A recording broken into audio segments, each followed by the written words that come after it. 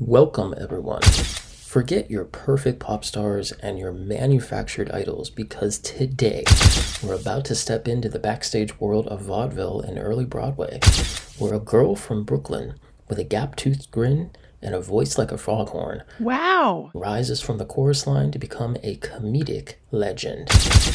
This is Center Stage.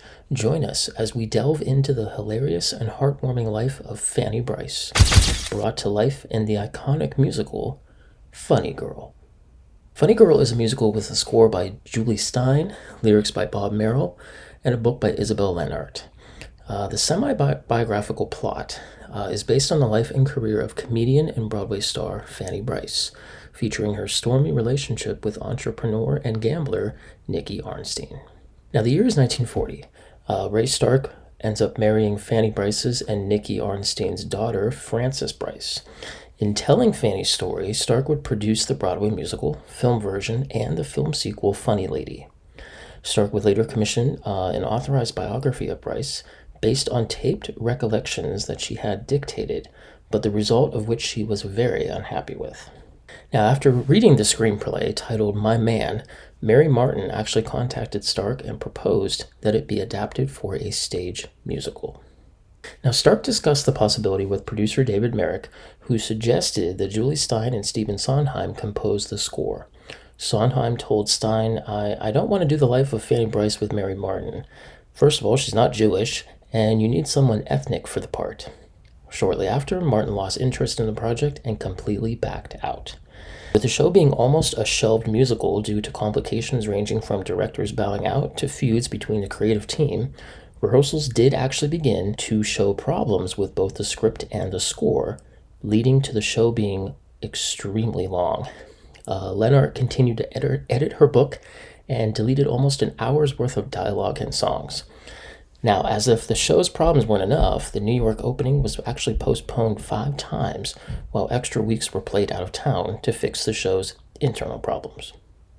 The show actually would finally open on Broadway in March of 1964 at the Winter Garden Theater, later transferring to the Majestic Theater, and finally the Broadway Theater, with a combined total run of 1,348 performances. The musical would star 6-decade performer whose awards include an Emmy, Grammy, Oscar, and Tony, Barbra Streisand, Sidney Chaplin, Kay Medford, All in the Family's Gene Stapleton, and Tony Award winner Lainie Kazan.